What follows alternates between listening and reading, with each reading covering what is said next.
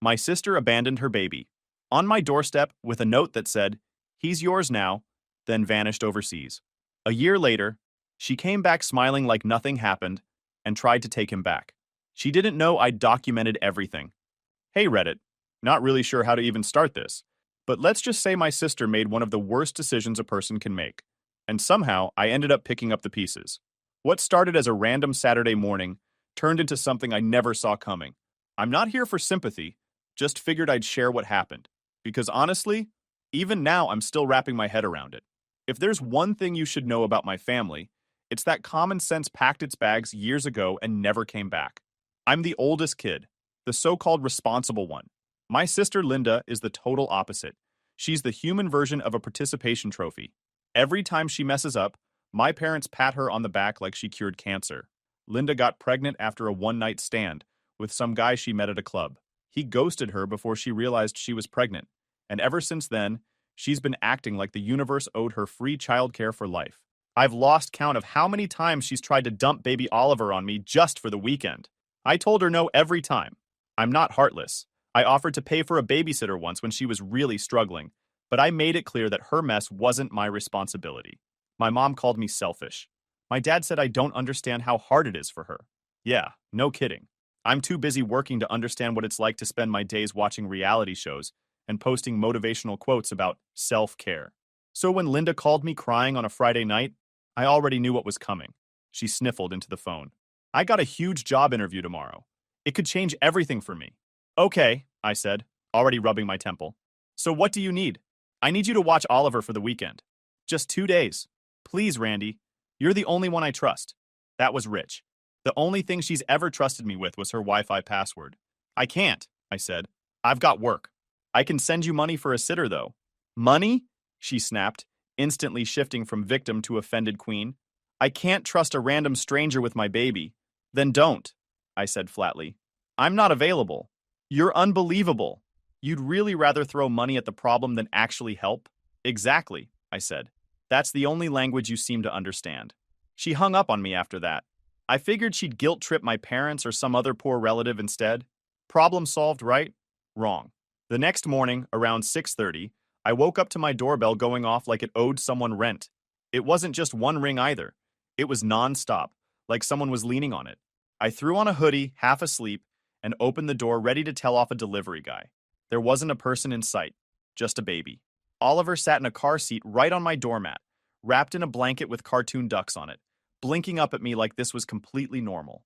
There was a small diaper bag next to him and a folded piece of paper taped to the handle. I just stood there for a full 10 seconds, waiting for Ashton Kutcher to jump out of the bushes and tell me I was being punked. No camera crew, no Kutcher, just the faint sound of traffic and a baby making those weird half-whimper noises babies make before they start screaming. I picked up the note. Blue pen, torn notebook paper, Linda's handwriting. We've all moved to London. The baby is yours now. He'll be better off with you anyway. I read it twice because my brain refused to process the stupidity of it the first time. We've all moved to London? As in, her and my parents? Together? Like this was some group vacation and they decided I'd be the lucky winner of a free baby? Oliver started crying then. Loud. Panicky. I froze, holding the paper like it might magically start explaining itself. Then instinct kicked in, and I unbuckled the car seat straps and awkwardly picked him up. His crying stopped almost immediately when I held him. Great. I'd been a parent for 30 seconds and was already being manipulated. I went inside, still holding him, scanning the note again like maybe there was a postscript that said, "Just kidding, we'll be back by dinner." Nothing. I grabbed my phone and started calling everyone. Linda. Disconnected. Mom. Straight to voicemail. Dad. Same. Group chat with all three of them. Vanished. I even checked their socials. Wiped clean. It was like they hit a delete family button. I sat there on the couch, Oliver squirming in my arms, trying to think. My parents' house phone? Disconnected. My aunt? No clue. Uncle Dave? Claimed he hadn't heard from them in weeks. I even tried my mom's old coworker, just in case she'd mentioned anything. Nothing. By 9 a.m., I had a crying baby, 3 disconnected numbers, and a growing suspicion that my family had collectively lost their minds. I opened the diaper bag, 2 bottles, 3 diapers, and a small can of formula. At first glance, that was it. No instructions, no schedule, no emergency contacts. Not even a damn pacifier. Later, while digging through one of the side pockets, I found a crumpled sheet of paper. A pediatrician's info scribbled on it. It wasn't much, but it was something. All right, kid, I muttered. Looks like it's just you and me now. He sneezed in response. Right in my face. Perfect. I looked at the note one last time and felt something heavy settle in my chest. Not panic, not fear. Just that deep, stubborn feeling that no matter what happened next, I wasn't backing down. They'd bailed. I wouldn't. And that's how I became a dad on a Saturday morning, courtesy of a doorbell and a handwritten note. Once I stopped pacing and accepted this wasn't some sick prank, I did what any rational person would do. I called the police. The dispatcher sounded confused when I explained. Wait, your sister just left the baby? Yup, I said, staring at Oliver gnawing on his blanket. Right on my doorstep. Took off to London, apparently. She left a note. They sent a patrol car within an hour. 2 officers showed up. One older and calm, the other young and clearly new. The younger one stared at Oliver like he'd never seen a baby before. The older cop read the note twice, then sighed. This is complicated, he said. You're her brother? Unfortunately, yes. He gave me the kind of look people reserve for someone who's just volunteered for a bad decision. Legally, you're family. That means she didn't abandon him with a stranger. She left him in what the law calls capable care. So, dumping your baby on your brother's porch counts as capable care now? He shrugged. For us, it's about immediate safety. As long as the baby's with a competent adult, it's not criminal abandonment. The court decides what happens long term. Great, I muttered. Guess that's my promotion to full-time babysitter. We can make a report, he added, but since she says she moved abroad, it gets tricky. Jurisdiction and all that. The younger cop added, we can contact CPS. They'll know how to handle this better than we can. I didn't like the sound of that. A woman from Child Protective Services called a few hours later. Her voice was polite but detached, like she'd said the same script 1,000 times. I explained everything again, sent photos of the note, the car seat, the bag, all of it. We'll open a case, she said, but since your sister's out of the country, it may take time to coordinate with local authorities there. If you're unable to care for the baby, we can place him in temporary foster care.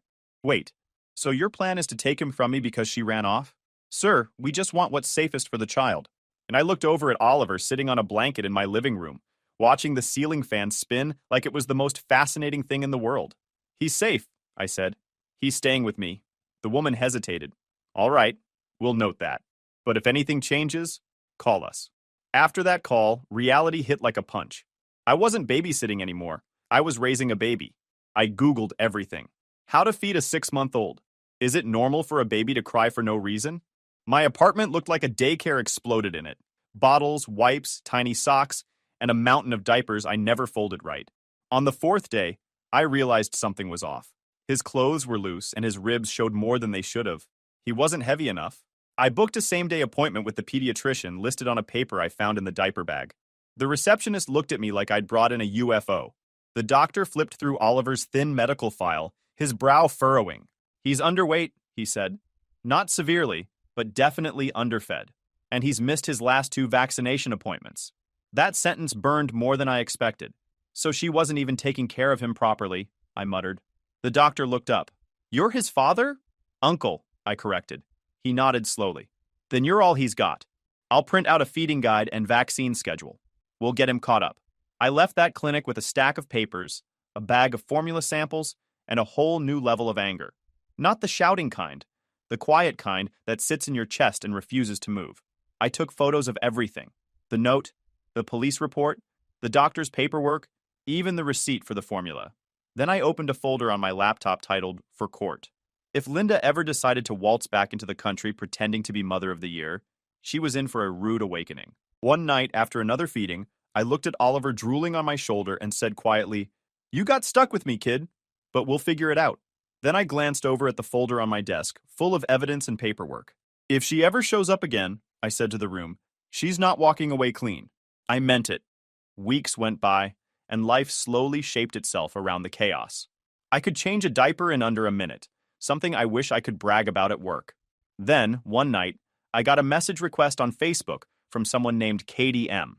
Her profile picture was a blurry selfie with sunglasses and a coffee. The name sounded familiar. I opened the message. Hey, Randy. I'm Linda's friend. I just found out what she did. I feel awful, and thought you should know something. I stared at it for a minute before typing back. What exactly do you know? She replied almost instantly, like she'd been waiting for me to see it. Linda used to talk about Oliver like he was a burden.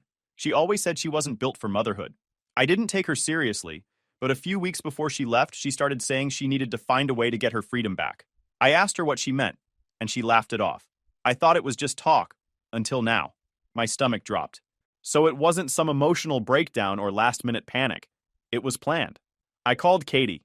She picked up on the second ring, nervous but willing to talk. I don't know how much this helps, she said, but she mentioned London a few times. Said something about starting fresh where nobody judges you. I thought she meant a vacation.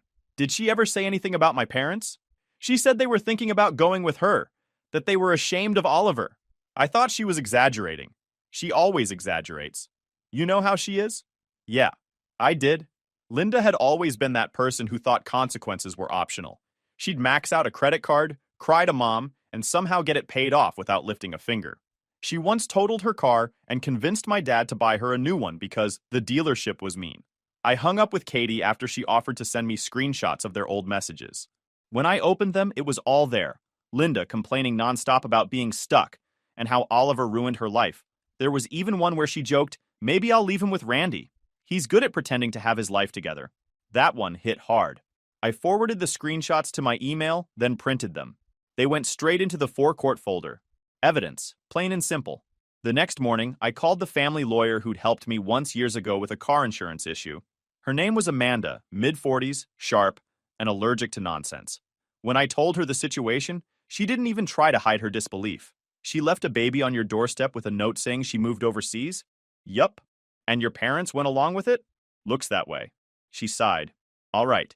First step, we file for temporary guardianship. That gives you legal authority to make decisions for him. Medical, financial, anything that comes up. It also documents the abandonment formally. Good. Do it. You'll need evidence. Notes, police report, medical records, communication logs. I've got all that, I said. And a friend of hers who's willing to testify she planned to ditch him. There was a short pause. You're taking this seriously. Good. Most people panic. You're building a case. I'm not letting her waltz back into town later acting like a victim, I said. She left him. I'm not letting her rewrite that. Amanda agreed to handle the paperwork. We went through details over the phone, and by the time I hung up, I had an appointment at the courthouse for the following week. That night, I sat on the couch holding Oliver while he gnawed on a plastic giraffe. I watched him smile, that big, toothless grin, and it hit me that he had no idea how close he'd come to ending up in foster care. He didn't care about lawyers, notes, or court dates. He just wanted someone to stay. I looked down at him. Well, you got me, kid. And apparently we've got court next week. He sneezed again right on my shirt. That was becoming his thing. When the official court notice came in the mail, I read it out loud. Petition for temporary guardianship. Hearing date confirmed. It felt surreal. I took one last look at Katie's messages that night before bed. Her final text said, I hope she gets what's coming to her. You didn't deserve any of this. I smiled a little. Oh, she'll get what's coming, I muttered. And she's not gonna like it. Because now I wasn't just the brother cleaning up her mess. I was the guy building the file that would end her story for good. The court hearing got scheduled faster than I expected. Amanda, my lawyer, was the definition of efficiency. The kind of person who could talk to a judge while writing 3 emails and drinking bad coffee at the same time. Judges like facts, she said over video call, flipping through her notes. No emotion, no venting. Stick to what happened. The note, the police report, the medical records, your sister's friend's messages. That's your story. Basically, she bailed. I didn't, I said. Amanda cracked a rare half smile. Exactly. You'd be surprised how many people can't say that with a straight face in court. I looked at Oliver in his baby chair, banging a spoon on the table. Straight face, huh? I've survived diaper explosions. I can handle a judge. The morning of the hearing, I wore a wrinkled shirt and the tie I bought for job interviews 5 years ago. Oliver stayed with my neighbor, a retired lady who volunteered just because she liked the baby's smile. I grabbed my evidence folder, a thick mess of paper and screenshots, and headed out. A clerk pointed me to courtroom 3B, where half the people looked like they hadn't slept in a week. My name got called, and suddenly I was standing in front of a judge with Amanda beside me. She did the talking, calm, clear, professional.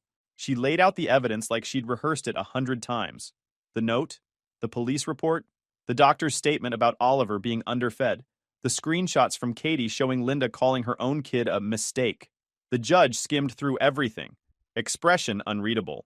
Mr. Reed, she said finally, looking at me. You're requesting temporary guardianship of your nephew? Yes, Your Honor. And you understand that means full responsibility. Legal, financial, and medical, until further notice? I already do all that, I said. Might as well make it official. There was a pause. Then she nodded. Temporary guardianship granted for 6 months. You'll receive official documentation within the week. Amanda thanked the court. I just stood there, processing. It wasn't some emotional movie moment, just paperwork and relief, but still it felt like I'd been given a new title I didn't ask for, but had already earned. On the drive home, I did the math in my head. Formula, diapers, daycare, utilities, legal fees. The numbers weren't adding up. I had some savings, but they were draining fast. That night, I sat at the kitchen table surrounded by bills, trying to stretch every dollar. I was halfway through calculating formula costs when my phone buzzed. Unknown number. Hello? Randy? It's Grandma. I sat up straighter. I hadn't heard her voice in months. Hey, Grandma. What's up? I just heard what that fool daughter of mine and your sister did, she said, her tone sharp enough to cut steel. Leaving a baby? Moving overseas like it's nothing? You doing all right, boy? Managing, I said, trying to sound calm. Tired, broke, but we're getting there. She sighed. I'm coming over tomorrow. Don't argue. And she did. The next morning, her car pulled into my driveway like a tank. She walked in with 2 grocery bags, a giant baby blanket, and that I'm not here to play face. She took one look at Oliver in his high chair, and her eyes softened instantly. I leaned against the counter, watching her coo over him. He's been eating better. Finally sleeps more than 2 hours straight. She turned back to me. And you? You look like you haven't slept since the Cold War. I nap when he naps. That's not a life, she said, shaking her head. Then she pulled out an envelope and slid it across the table. Don't argue, just take it. Grandma, you don't have to. Randy, she interrupted, firm. I'm not donating to you. I'm investing in the only one of my grandchildren who isn't a walking disaster. You're doing right by that boy. That matters. I didn't argue again. I just nodded, throat tight. She stayed for the day, cooking enough food to feed a small army and reorganizing my kitchen while I worked. When I thanked her, she said, You don't thank family for doing what family's supposed to do. That night, after she left, the house felt different, quieter but steadier. I had a little breathing room now, financially and mentally. I filed the guardianship papers in a binder, added Grandma's note about helping, and updated the expense log. My system was working. I was building something that actually made sense. Oliver stirred in his crib. I walked over, adjusted his blanket, and watched him grab my finger in his sleep. He looked peaceful, safe, like he trusted me completely. She wanted freedom, I whispered. Fine, she can keep it. Because this time, I'm not cleaning up her mess. I'm making something she can't take back. Months passed, and things started to click into place. Oliver was growing fast. He was louder, heavier, and developing a sense of humor that mostly involved throwing things at my head. One morning, while I was making breakfast, he looked up from his high chair, pointed at me, and said it, clear as day, Dada. I froze, spat out my coffee, and turned to him. What did you just say? He grinned like he'd solved world peace and said it again, louder. Dada. For a second, I didn't know what to do. I wasn't his dad, technically, but try explaining technicalities to a baby who just decided you're his person. All right, buddy, I said, trying to act cool. Dada it is. I recorded the moment on my phone.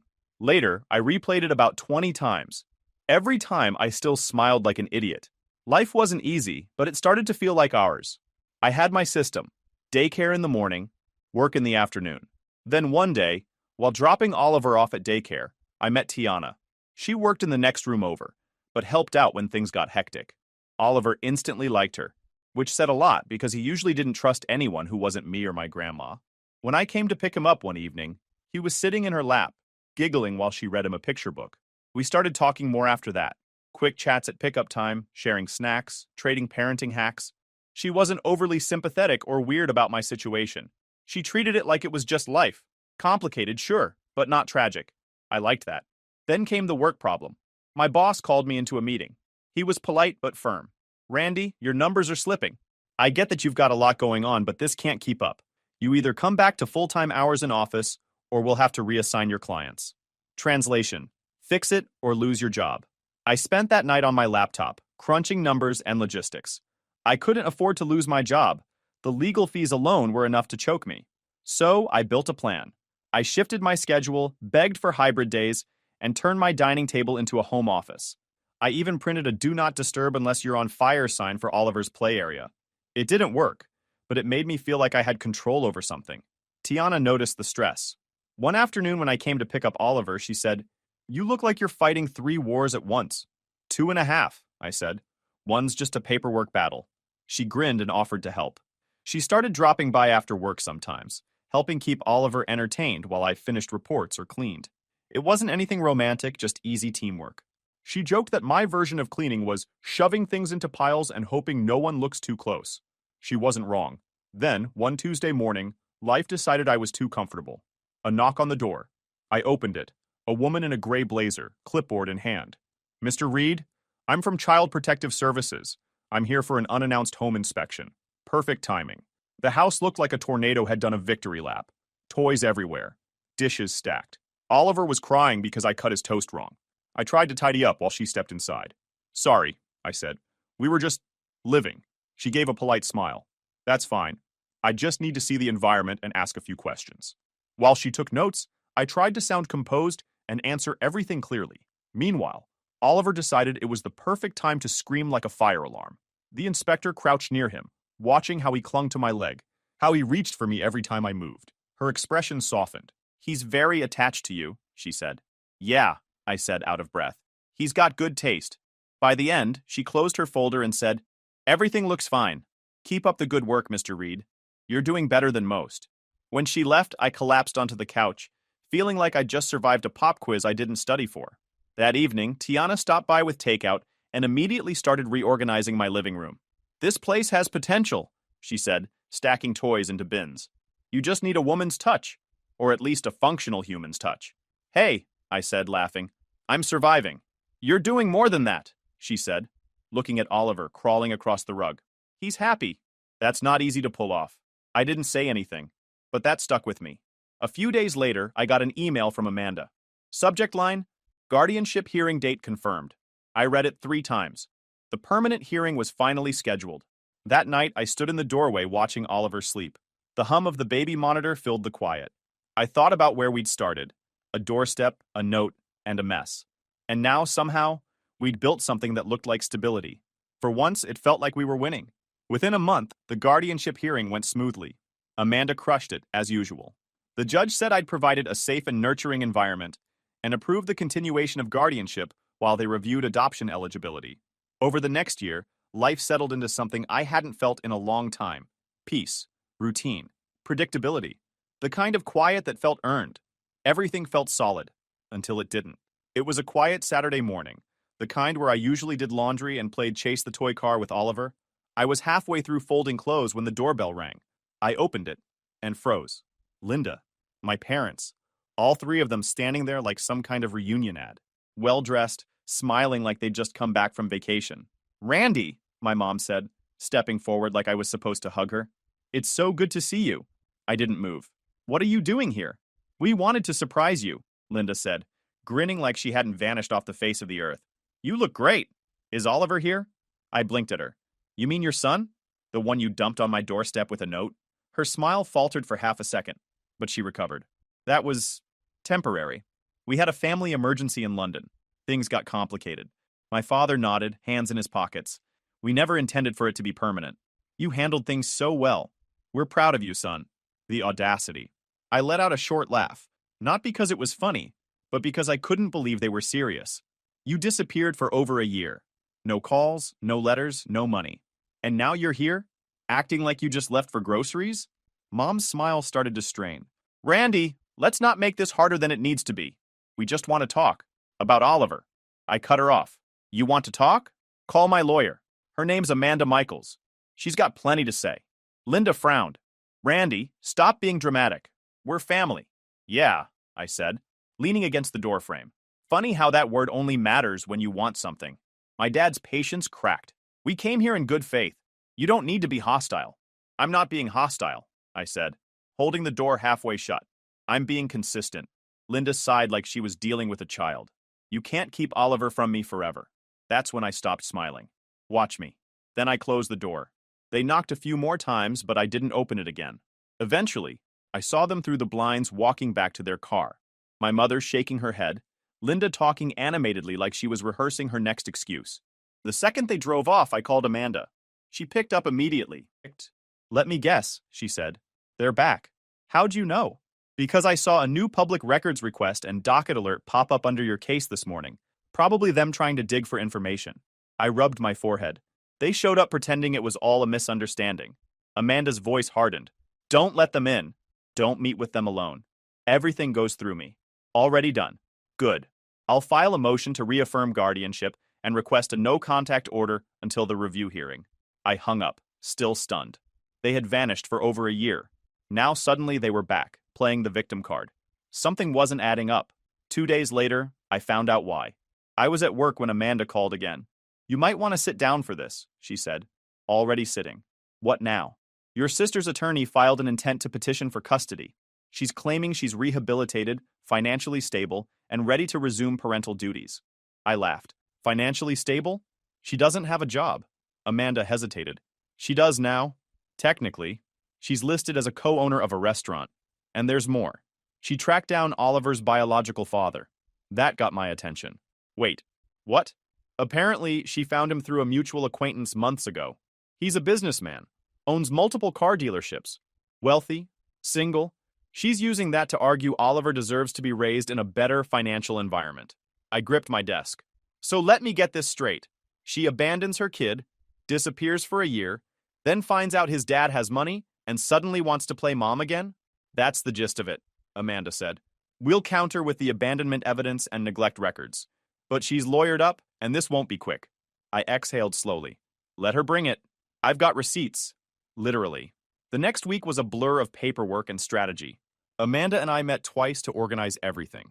The note, police reports, pediatrician records, Sadie's messages, financial records showing she never sent a dime, photos of Oliver healthy, laughing, thriving, everything we'd built. Amanda leaned back after going through the folder. They're trying to twist the story. Say it was a family emergency, not abandonment. But with this much documentation, it's a tough sell. They'll try anyway, I said. They always do.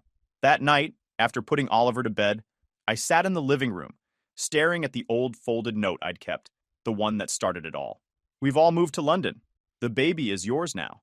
The ink had faded a little, but the words still made my stomach twist. I could feel the storm brewing again. Lawyers, court dates, lies. But this time was different. I wasn't the confused brother with a baby on my doorstep anymore. I was the guy who had built a home, a system, and a case so airtight she wouldn't be able to wriggle out of it. I glanced toward Oliver's room where he was sleeping soundly, his stuffed elephant under one arm.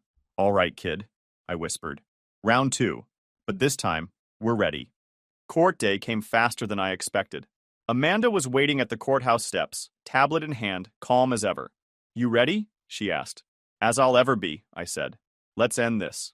Inside, the courtroom was cold, quiet, and full of that fake politeness that hides tension. On the other side sat Linda and my parents, dressed like they'd come straight from a family magazine shoot.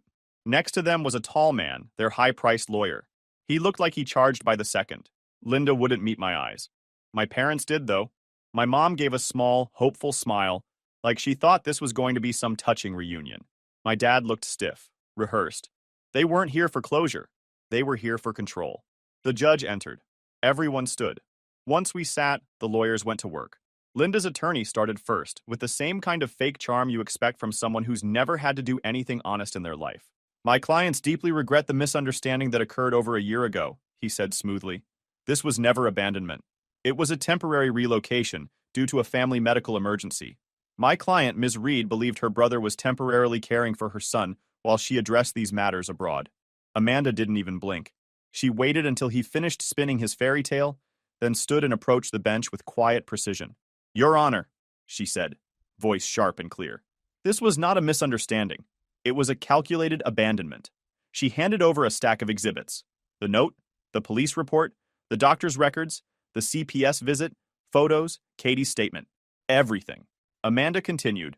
The mother left the country without any contact information, disconnected her phone, deleted social media, missed medical appointments, and provided no financial support for over a year. That is not temporary care. That is disappearance. The judge flipped through the files, her expression tightening. Linda's lawyer jumped in quickly. My client was in London tending to her father's cousin, who fell gravely ill. She did not anticipate being gone for so long. The communication lapse was due to foreign SIM card issues and limited access to funds.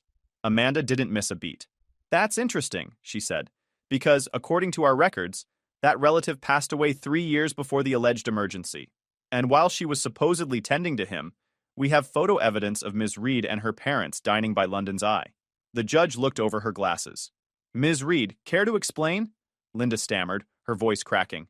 That's not how it happened. I was overwhelmed. Amanda cut in calmly. You were overwhelmed, so you left your baby on a doorstep with a note saying, and I quote, "The baby is yours now." The courtroom went silent. My parents shifted uncomfortably. My mom tried to whisper something to their lawyer, but he ignored her. The judge leaned back in her chair. This court does not take abandonment lightly, she said, especially when it involves deception and falsified testimony. Linda's lawyer tried to salvage what was left, but the damage was done. Every attempt to spin the story unraveled under the mountain of proof Amanda presented. When Katie's statement was read aloud, the part where Linda said she wanted her freedom back, even the court clerk looked disgusted. Then came my turn. Amanda guided me through a few key questions. How I found Oliver, the condition he was in, the steps I took, the evidence I kept. I kept it simple. No drama, no speeches, just facts. The judge asked, "Why did you decide to keep him instead of surrendering him to the state?" I looked her straight in the eye. Because he didn't deserve to be abandoned twice. For a moment, even she softened. That's noted, she said quietly. When it was over, the judge took a long pause, reviewing everything. Then she spoke. Slow, deliberate. After careful review, this court finds that Ms. Linda Reed knowingly and willfully abandoned her child. Custody will remain with Mr. Ryan Reed, with full adoption rights granted upon completion of the final documentation. The court also notes that the child's biological father was properly notified of these proceedings and did not appear or contest the petition, effectively waiving his parental rights. Linda gasped. My mother's hand flew to her mouth. My dad slumped like someone had cut the strings holding him upright. The judge continued, furthermore, given the false statements made under oath, the court will refer Ms. Reed for review by the district attorney's office for potential charges related to child abandonment and perjury. Linda's lawyer whispered something to her, but she just stared straight ahead, pale and silent. The look of shock on her face would have been satisfying if it wasn't so pathetic. When the gavel hit, it was done. I didn't celebrate. I just exhaled for what felt like the first time in months. Outside, the sun was bright and the air sharp. Tiana was waiting by the steps, holding Oliver's favorite stuffed elephant. Well? She asked. It's over, I said. He's officially mine. She smiled. Small but proud. Told you you'd win.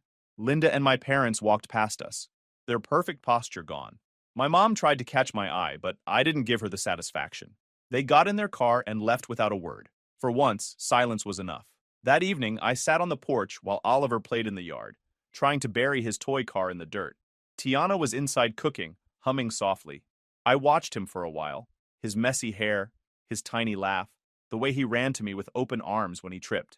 They left him on my doorstep like he was nothing, I said quietly. Now he's my whole life. Oliver plopped into my lap, giggling, and I hugged him close. Honestly, I added, more to myself than anyone. That's their loss. And for the first time since that doorbell rang over a year ago, everything felt exactly where it was supposed to be. YouTube just dropped this new hype feature. If you're hooked on this story, smash that hype button. It tells YouTube this video deserves to blow up, and it keeps even crazier stories coming your way.